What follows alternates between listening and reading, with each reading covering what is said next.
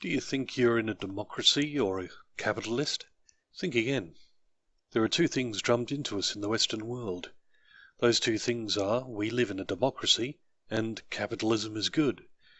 Question either of those things and an accusatory finger points towards the third world countries to demonstrate how poorly they're doing in their dictatorship, communist, or despotic way of life, and how much better we have it.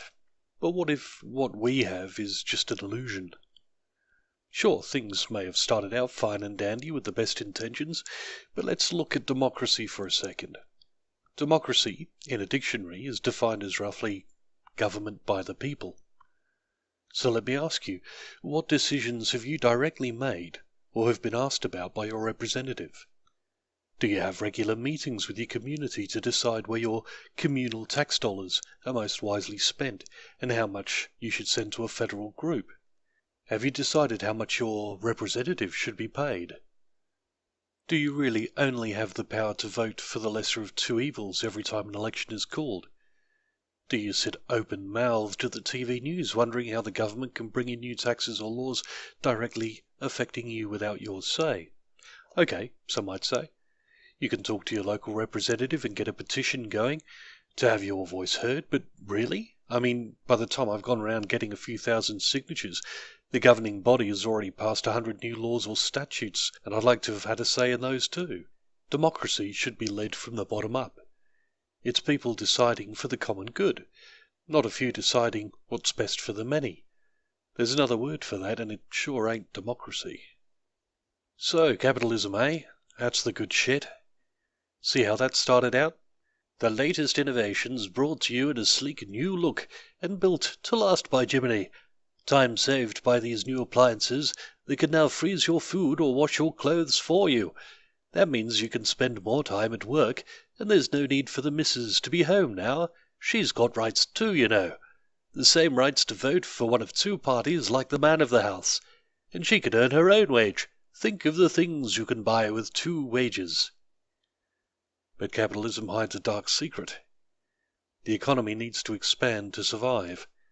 There must be new consumers, new products, more money spent into the system. So what's happened since the heydays of the 40s, per se? Things are no longer built to last. Hey, it'll be out of fashion soon, so who cares? A throwaway culture has become acceptable. We went from something that lasts a lifetime built out of sturdy materials to a sleek system of plastics with inbuilt redundancy. Businesses had to cut costs to make more profit and hire more people, so they imported parts from other countries where labour and parts are cheaper. Later still, let them build the appliances and we'll do the repair work. That's a whole new industry. Now let's make an insurance business to let the people gamble on if their appliance will break down just after warranty. That's more industry, more jobs, more profit. Now the whole family has to go out to work to feed the economy. These items that once seemed so cheap are actually expensive thanks to inflation and because they're built to fail. You'll have to stay at work so you can replace or repair them with your money. Someone sold us down the river with the promise of a golden carrot having everything better, and before we knew it we're all working 10 times as hard for a little luxury to rest before we go back into work. I'm still waiting on those flying cars. The economy will work as long as people can afford to pay, but with no increase in wages and everybody already working at capacity just to make ends meet, you think the economy is going to improve? I don't think there's much more that can be squeezed out of it. So what's all this got to do with responsibility, I hear you ask? Well, simply that we've given it all away for the sake of acquiring some creature comforts. At some stage we fell for the sweet whispering telling us not to be beholden to nature's changing moods, worrying about rainfall for our crops. Let the companies grow the food, and we can spend our time on other things.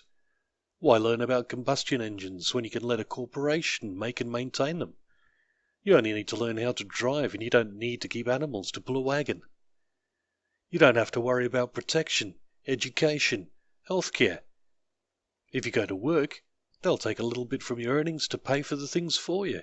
Think of the free time you'll have. And so here we are, with very little free time, no skills to mend, repair, or grow in our world, because we let those skills rust away with the generations.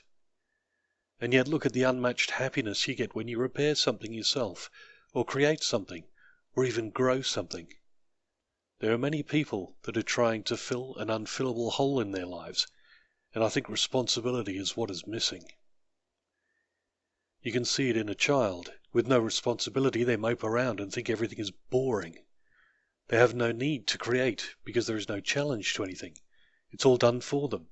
Eventually, as they get older, they may become destructive because that's the only way they can express themselves or be seen or feel like they're making a difference. Give a troubled child some responsibility, though, and let them know that they are relied on, and see the change it can make. Sadly, today we are the troubled children, losing our imagination and inventiveness to monotony and lack of any real-world challenge or feeling we are not making any real difference. Our life is dictated and arranged with very little call for originality. We need to claim our responsibility back again, maybe by growing some of our own food, maybe by learning a new life skill, or maybe by inventing that elusive flying car.